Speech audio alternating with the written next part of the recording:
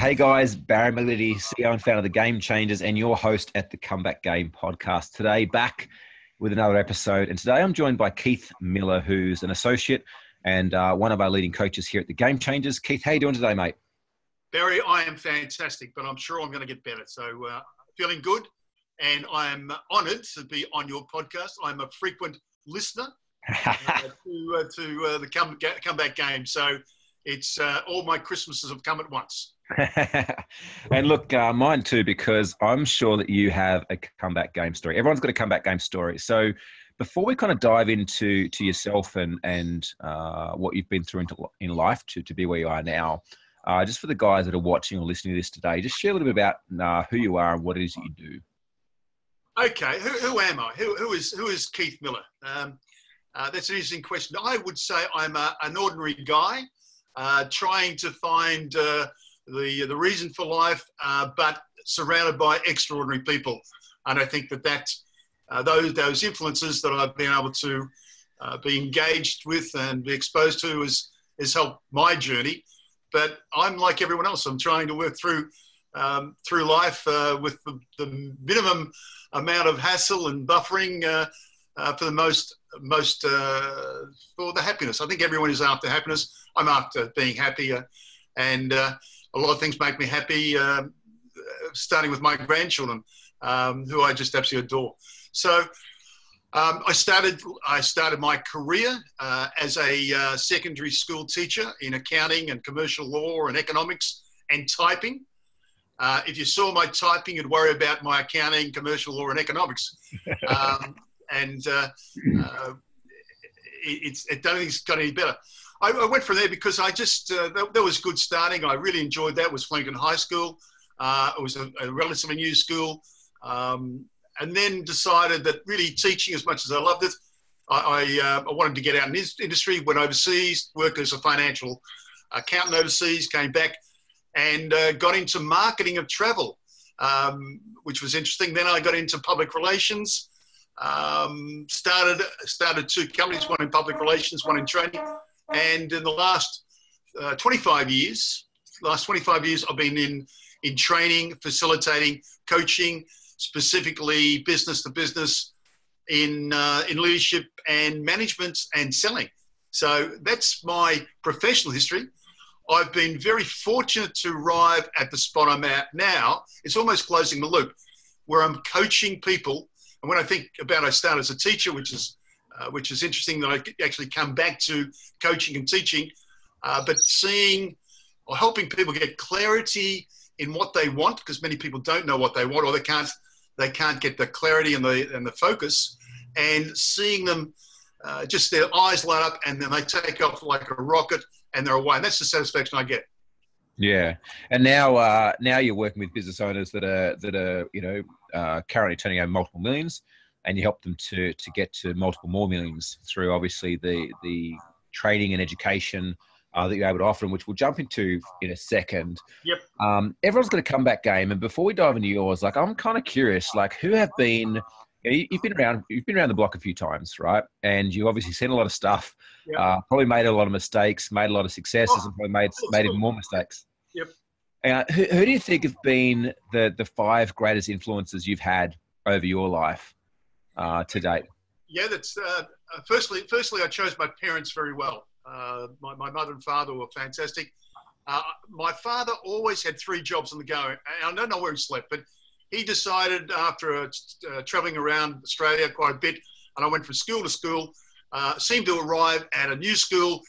Rather than being a term in front, I was a term behind. So I was always one of the dumbest people in the class. I was always getting beaten up. That was until about when I was 12. Then he decided to put us into private school and went into Essendon Grammar School, which was the bottom of the heap. It was probably, if you had to get a private school down the bottom, it was it. But it had 200 students from top to bottom, and everyone knew each other. They were very caring. And for me at that stage in life, I really needed that continuity.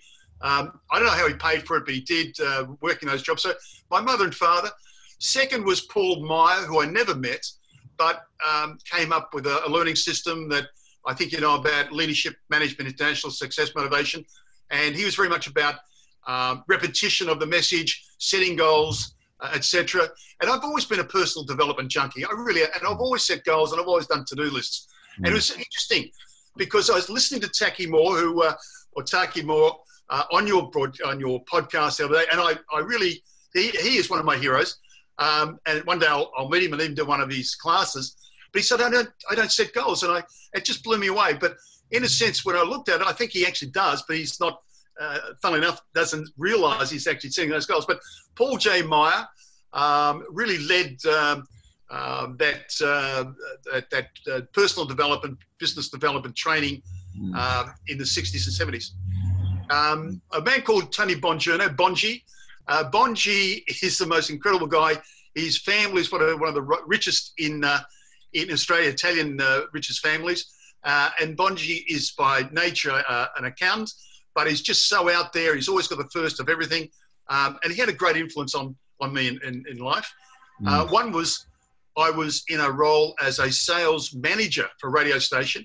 And I got the job, and I was looking after 12 direct salespeople. Well, that's like looking after or herding cats. I mean, 12 direct salespeople. They weren't just getting their money from agencies. They had to go and knock on doors. I thought I knew selling. And I had absolutely no idea when I look back at it. And I went to Bongi and I said, mate, I am in strife. I reckon I've got about 4 weeks in the job before I get sacked. He said, okay, well, recite to me the sales process. I said, I've got no idea what it is. Tell me. He said, mate, you are a dead man walking. If you don't quickly learn the sales process, you're going to be out the door. So I made a decision that while I lasted in the job, and that was dependent on the other people and whether I could get their budgets, I would learn as much about selling as possible. I did that, and that probably that setback and that dark period actually caused me to understand what the sales process is about, which I can now I've used ever since. The other person, my children, 2 children, both adults. One in particular, my son, came to me when he was 15, 16. He said, Dad, I want to become a skateboarder. I said, okay, well, that's interesting. And he said, I want to go to the States. I said, oh, no, okay, well, how about you go back, finish school, get your HSC, and then we'll talk. Well, he got his HSC. He actually did enter university for about the first term and came back and said, I want to be a skateboarder. I said, mate, we had an agreement. You're off. You're gone.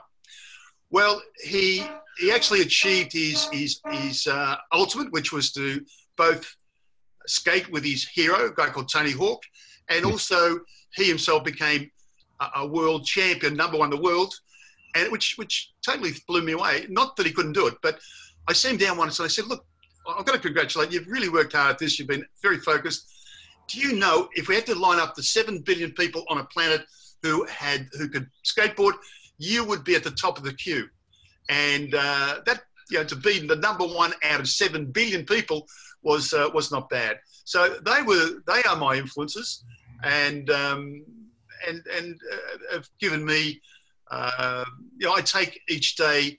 I try and get at least about 10 learnings from each day. So at the end of the day, I go through and I tally up the things, my wins, and my learnings and my progress. And my ideal goal is about 20. But if I get 10, I feel reasonably chuffed, and I can sign off for the day and go and enjoy the rest of my life. It's something interesting when you're hearing you talk about the sales process and about your boss back then. And I know we've had a conversation about this in the past around, like you didn't last more than a couple of days without hitting your numbers before you moved out pretty quick. Yeah. And it reminded me of an interview that I listened to yesterday of a guy that runs his company. He talks about how he will smash his employees if they're underperforming. And it was a really interesting contradiction or point that this guy was taking, is that he shared he will never smash them personally. Like he will never go to demoralize them personally as a person, but he will demoralize, or he will smash the work that they do if he doesn't believe that it's good enough. And it was a really interesting distinction. Obviously myself being my own business, working with a lot of other people as you do as well, he's noticing that difference. And his kind of point was that these people walk away from these conversations feeling pretty shit about life, but yet what happens is that they develop something inside of themselves. They develop this edge inside of themselves that comes back to see them fighting for more. And they remember those moments as being some of the greatest moments in their life. And it kind of brought me back to, and reminded me again around the comeback game. And the reason we started the podcast in the beginning was around this notion that our greatest challenges and adversities in life actually become our greatest strengths and actually become our greatest learning over a period of time. And if you've had, if you're going through some adversity right now, listening to this, and you can't see the good side of it, you can't see the learning, it's going to come. Like, it is coming. You might not be there yet. It is coming. And the question I've got for you, Keith, like, you've worked with a lot of CEOs, a lot of executives, you've coached a lot of businesses over your time, you've seen a lot of things. Do you think, as a generalization, that CEOs or business owners are too soft on their employees of what their expectations are or what they tolerate? Yes, I'll say yes. And that is that no one gets out of bed to say, I'm going to really upset Barry today. I'm going to put in an absolute crap day at work. Everyone gets out of bed to do their best. I'm sure. Yeah. There might be, I don't know, 5% who don't do that, but you don't come across that. So everyone's trying to do it. I think what the business owner does is that he doesn't know his own job well enough to mentor and coach those people. Now, what does that mean? If someone's starting a startup, an entrepreneur, I'm starting a business about widgets, I would first say to you, no matter what that was, go and get sales training, because somewhere along the line, you're going to have to sell your idea, manage a sales team, whatever it is. But you need to know, in addition to your science and all that, understanding of how to actually exchange and negotiate with the world. So I think the fault is in the leader is not sure about how competent he is in the job and how to mentor and coach the others. Now, the other part I say is, someone comes up with an entrepreneurial idea and says, I'll start a business. Well, it's having the idea is one thing, but the other half is actually having business competency. How do you run a business? Now, most of the people who started businesses and mostly fail have got no idea about running a business. They think they do, but they haven't learned the basics about how to manage people, how to encourage people, how to motivate people. So that leads into, yes, they allow underperformance to be tolerated. And it's very clear. If you've got clear goals and clear KPIs, then you manage yourself and your people to those KPIs. Now, I love you, Barry, but you're not cutting with these KPIs. Maybe this is not the job for you. But there's nothing wrong with you. You're a fantastic father. I know, professionally, but you're not doing the job here. So that is the thing that's a third point to discuss, rather than, Barry, you're stuffing up here. You're an idiot. So it's a bit of both the and you actually taught me this, is actually coach to that point. And if you allow people to get off, they will take you to that point every time, because that is your blind spot as a coach and a manager. So from that point of view, I appreciate it. But also, the person with the KPIs should be really hurting from a pride point of view if they don't get it that month or that week, their KPIs. They should be really embarrassed from their own respect that they didn't get that there. But unfortunately, they let those slide, and that just becomes part of the norm. Because we're nice people. And that's the greatest setback, is we are lovely, nice, family-orientated people. Yeah, there's three things that come up in that, and I just want to mention them while I remember, and then we can maybe pick them apart one by one. Is one is around having clear values in a business, vision, mission, values. And the values are important because it instills a DNA that you have as a business owner, and it allows a point of accountability. So nothing's ever personal. Yet the way that you hold staff accountable, or you create a standard, is based on the values. So that's one thing we can come back to if we get a chance. The second one is around delegation through abdication, which Michael Gerber talks a lot about in his book, the E-Myth Revisited, which is where, I see a lot of business owners make mistakes, is that they start this business, they get up and running, they get going, they're like, shit, I need to hire someone to help me out. They hire someone, this person takes something off their hands and seems to be doing a good job because most often the business owner is just relieved to not have to be doing that. So from their perspective, there's an appearance or a feeling that they're doing the right job. So they start handing over more without actually diving into making sure that what they're delivering is of a high standard, until one day all of a sudden all falls down your head. Shit, you haven't been performing, you're not doing a good job.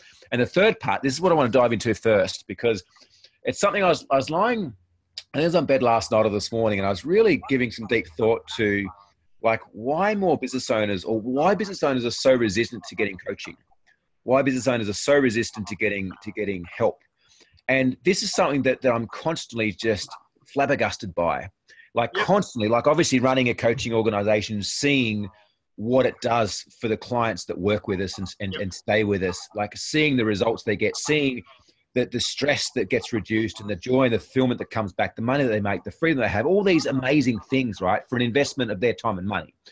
And then I look at, you know, like anyone that's achieved anything great in sports, you know, Michael Jordan, Tiger Woods, LeBron James, like anyone that's achieved anything great, Tony Hawk, your son, no doubt, they've all had coaches or mentors. They haven't got to be number one in the world or to be outstanding or to be playing at the Olympic Games without often a team of coaches or mentors or supporters. And yet there's this thing that we're constantly faced with business owners that are half-assed about growing their business. They think that they're fully invested in growing their business, like I'm all in, yet they're actually not willing to invest the money nor the time to get the professional help. And I'm like, is it that they don't know what the professional help is? Is it that they've been burnt in the marketplace before? Because there's a lot of people out there, like coaching is an industry currently that's unregulated. So you could literally say, hey, I'm a business coach, and start selling your services, having no prior experience or success on the board, and get results. Or the third point, is it the mentality that we have to be a business owner? Like this entrepreneurial mentality is one that's almost like a bit of a trailblazer, a bit of a, you know, you against the world kind of a thing. A bit of a, like, I'm going to go this alone. And so there's almost this mentality that we need as business owners to go out and to fight the world, to have this widget and take it to the market. Yet that same mentality of being a game changer or a trailblazer is a mentality that actually kills our business in the long term, because we're unwilling to accept help, to ask for help, to take on board help, to seek help, to get our business to where it wants to grow. Like what's your thoughts on what I've just shared there? Because this is something that fascinates me and I think a lot about. Because people regard them, it's called the rugged individual. We're all rugged individuals in that we want to create the wheel again. We think that it hasn't been created before for us. We've got this huge ego, and if it's going to get done, it's going to get done by me. They don't know what they don't know, so therefore they don't know. But they believe, and I've been part of this at times, thinking that I'm the best person to do this, and I really should know the answers. So I'll get through this. I'll keep pushing until I get the answers, until you realise there's got to be an easier way. And those people who are, it's usually the top 20% of any area, are the movers and shakers. They've worked this out long ago. They're the ones who've got no work on their desk because they've delegated everything, but they manage their people so well. So I've had the same question in my mind. You know, why don't people cut the corner? And sometimes I think lazy people are good, because if you watch a lazy person, they'll go from A to B, where we tend to overcomplicate it and go A, C, B.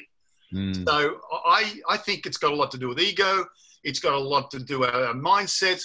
The thing is, and here's the kicker, Barry, that in 2008, there was a major turning point. And that turning point was, if you go back 50 years, coming out of the war, businesses were winning from war, armament to products and things like that. They were chasing the production and getting the stuff out. And there were people out there, consumers, many, many more consumers than produce. And so therefore they had a pretty good day, because they could actually sell their goods. But in 2008, there was a flip. As China, as Africa, and as Asia moved up into the middle class, there were more manufacturers, and the iPhone and the internet, there were more manufacturers and providers of business, of products, than population of consumers. Mm. So it means that if you're starting a business now, you've got to be ultra smart to pick up a competitive edge, because it's not like it was in 1990 or early 2000s when you really had to work hard to bugger up a sale or not get sales. Now it's going to be competing, and price is going to be very important.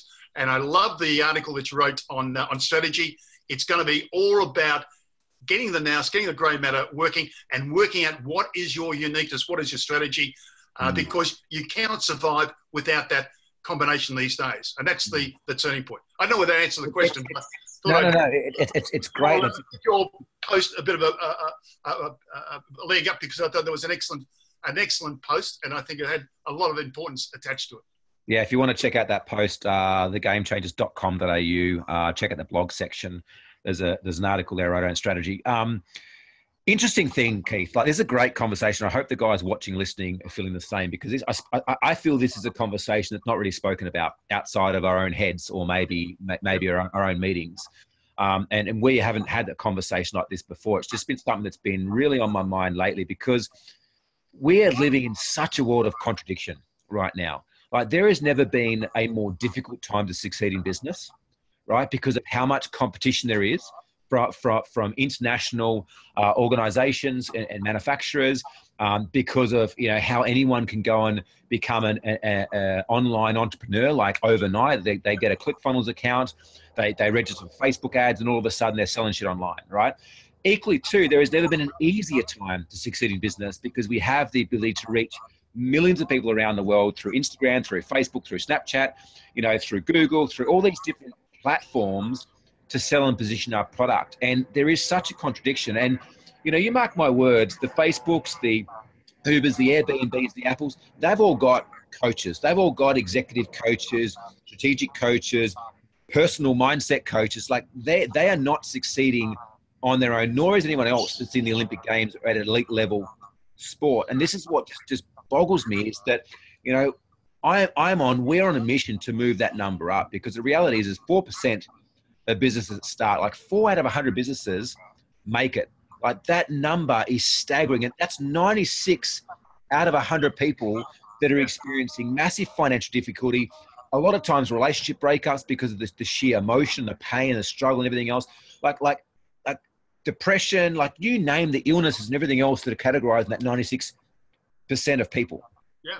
And yet the core difference between them and the 4% often is the ability to take on board feedback, is the ability for them to get some form of external advice, external help. And I'm quite the opposite. Like, I have a challenge and I sit with it. If I can't work it out, my next train of thought is, who can I call? Yep. Who can I reach out to? Yeah. Who is the smartest person that I know in this particular area? Marketing, team, talent, hiring, whatever the case may be. Who is the smartest person I know that I can reach out to get the answers like that? Because every moment that I sit with that, every moment that thing is unresolved, often my business, my company is not moving forwards. Yep, absolutely. You nailed it.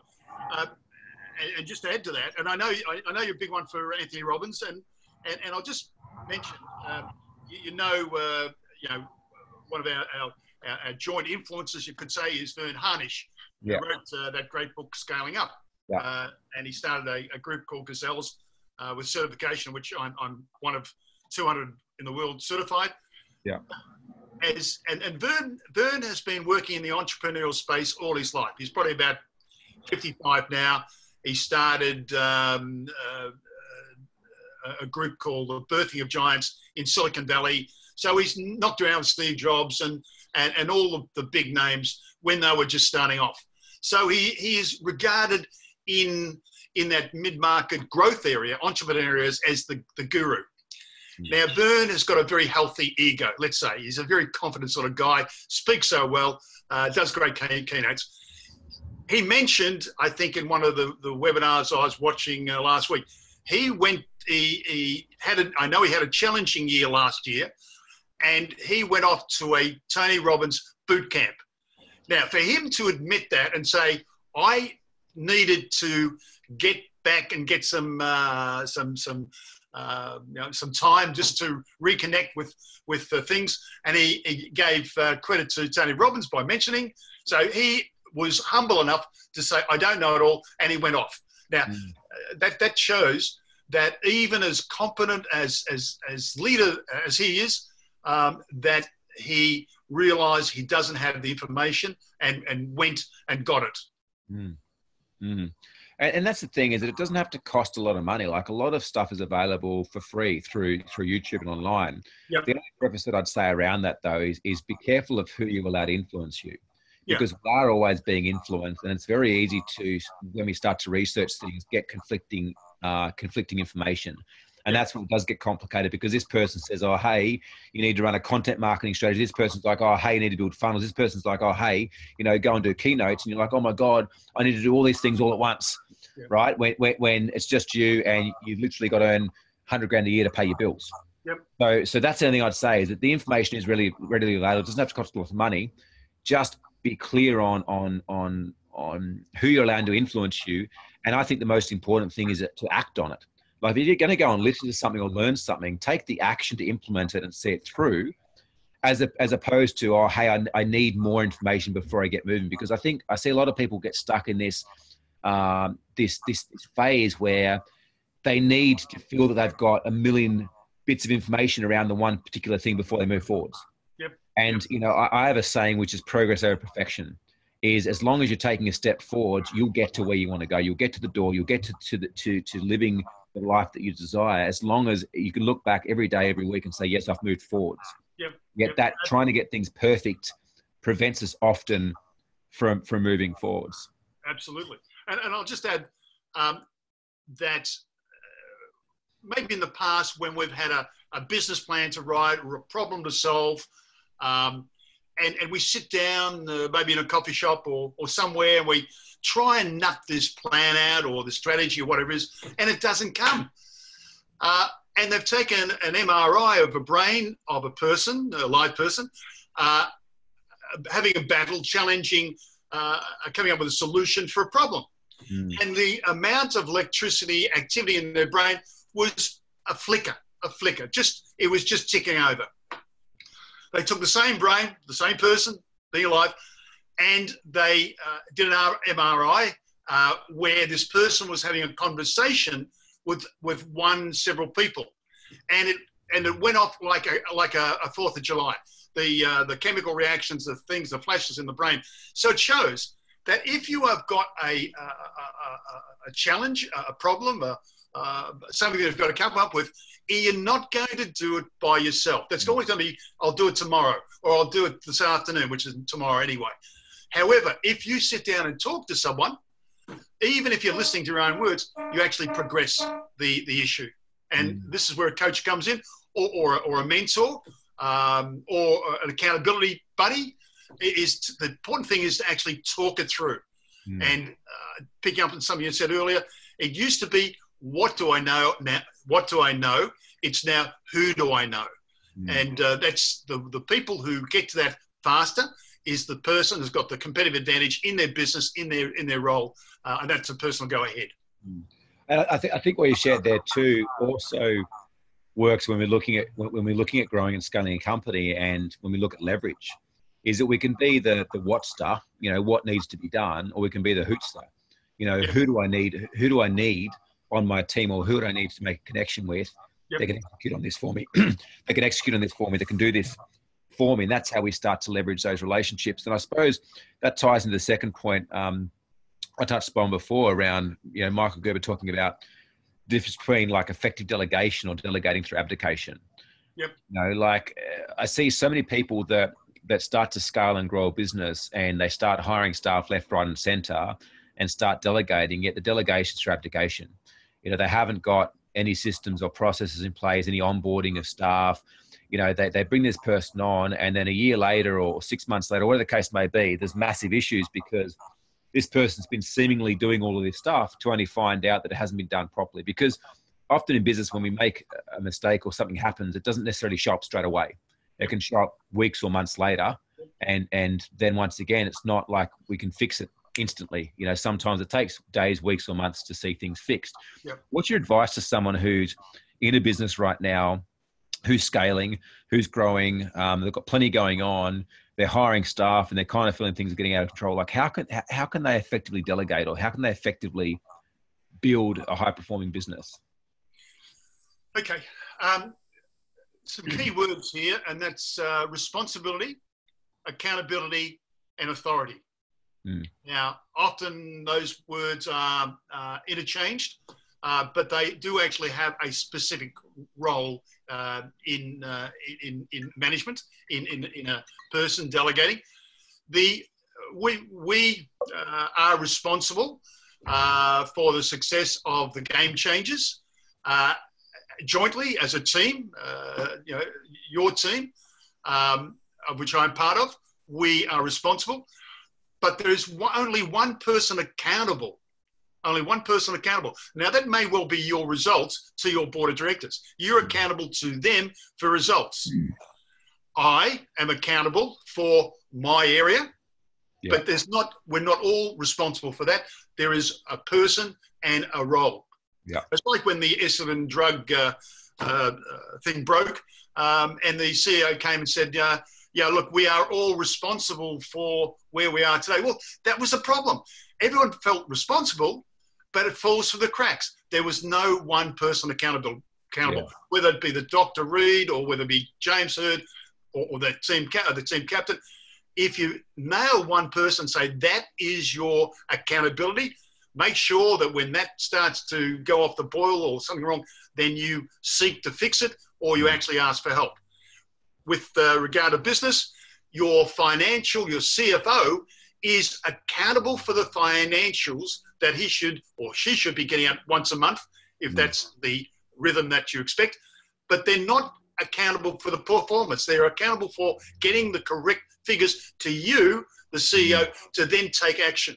The authority is you've then got to work out what authority each of those people have got, have it written into their job description or their job scorecard, so that person knows that if they've got to fix something, they've got $1,000 to go and buy some flowers or something like that. So, that's some hotels do that. That the person on the front desk has got the autonomy to do what's necessary. They will back them up. Even if they've got to pull money out of their own pocket, then you've got a couple $100 a day to do what's necessary. They're the trust factor, but the thing is they have got the authority. It's not a matter of signing chits and going up and down. So authority, accountability, and responsibility. Make sure you get those right. Yeah. Work out on the 80-20 rule, what is it the role that you have and what are the activities you do?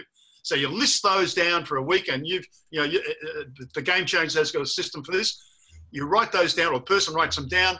After a week, you go through, you say, okay, 20% of those are important, 80% shouldn't be done by you. So bring in your understudy, your assistant, and say, look, here is things that I've done, but really are outside my high performance area.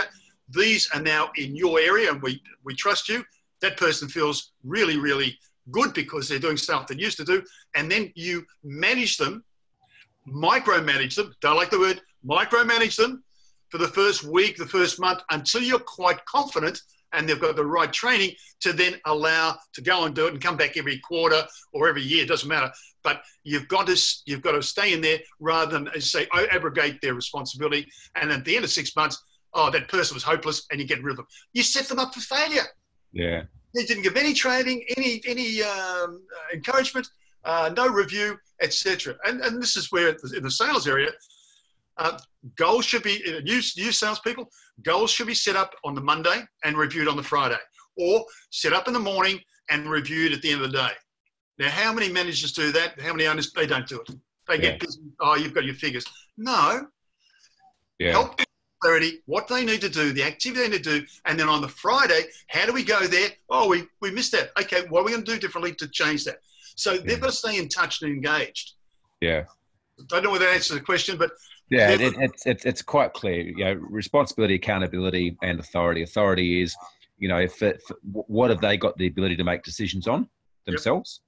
What's within their authority? They might be able to spend up to $500 or $1,000 before getting permission from their department head or from the CEO.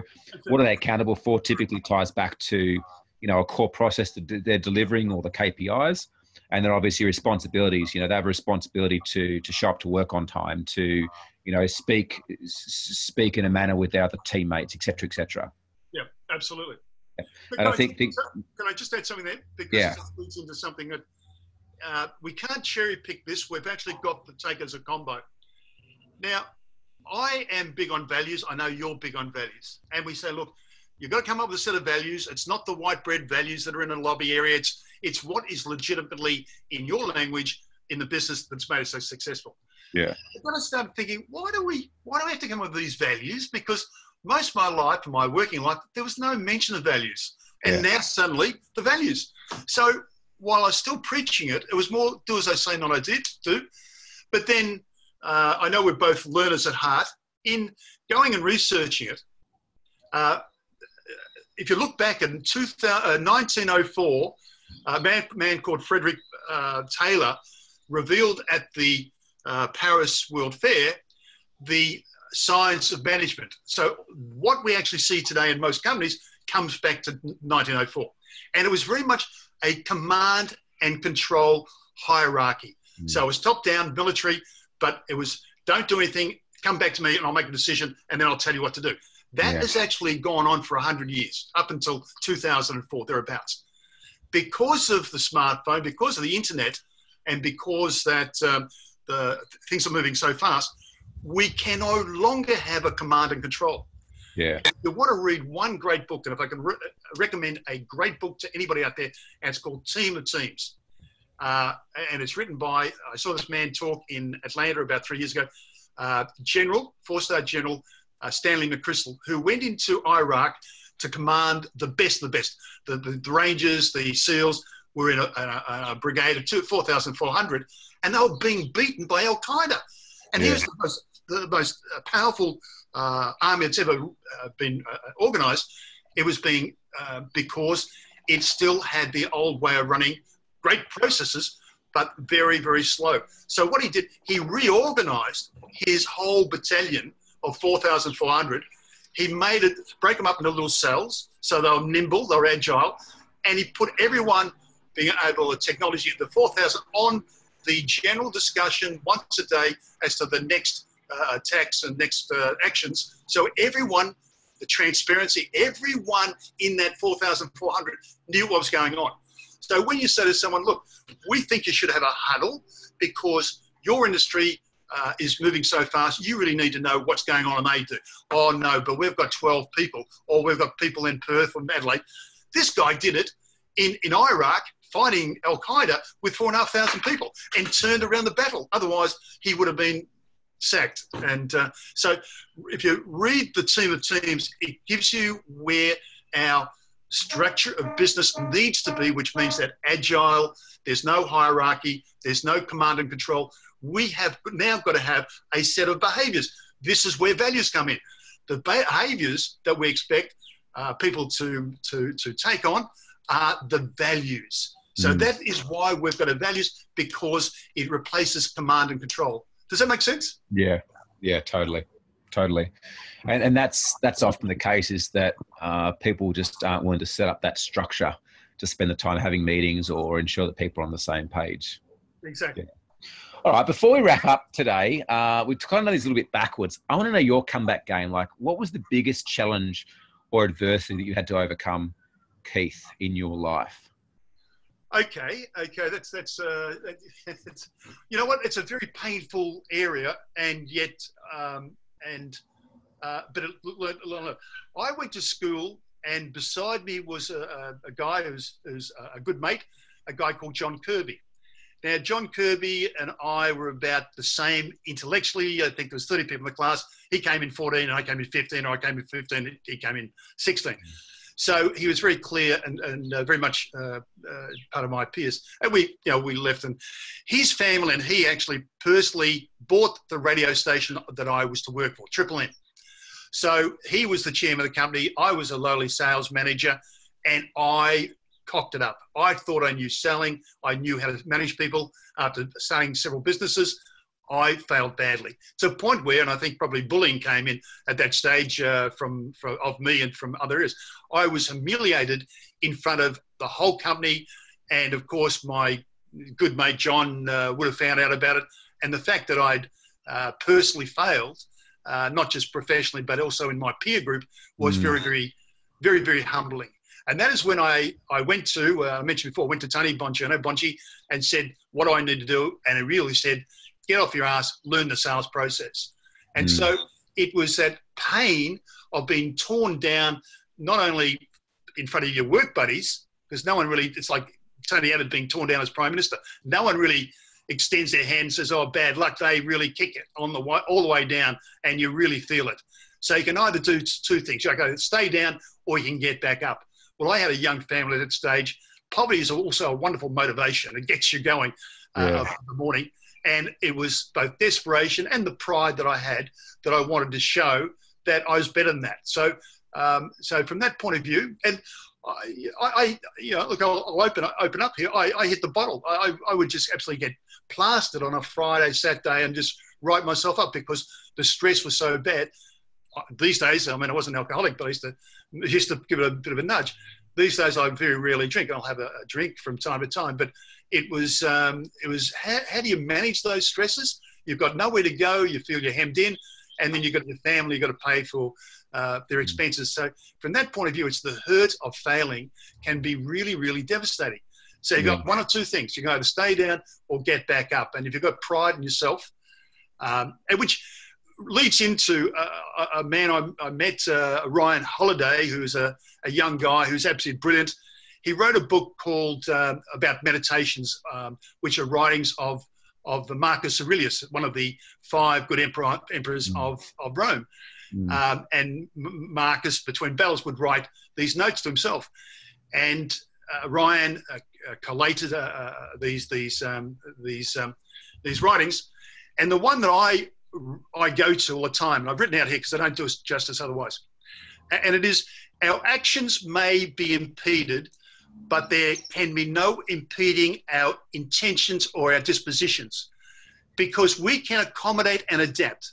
The mind adapts and converts to its own purpose. The impediment to action advances action. What stands in the way becomes the way. So I'll just say that last part again. The impediment to action advance action. What stands in the way becomes the way.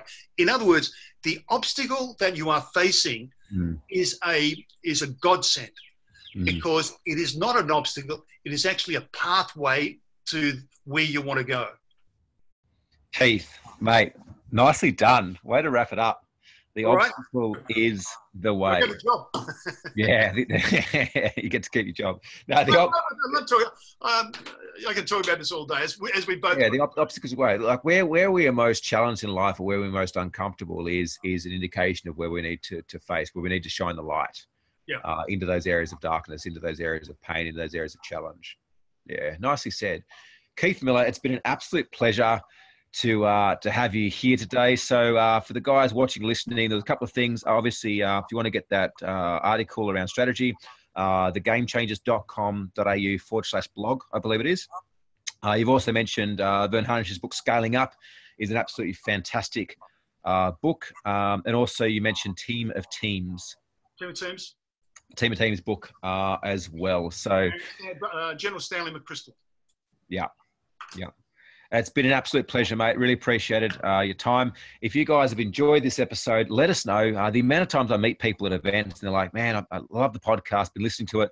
Yet we've never seen you like or comment or share it around. If you're an avid listener, if you're part of the Comeback Game Nation, as we spoke on one of the recent episodes, let us know, share it around, like, comment, and allow others to get on board the journey to having their own comeback game as well. That's great, Barry. And keep learning. Keep learning. Keep learning. That's it. Thanks, Keith.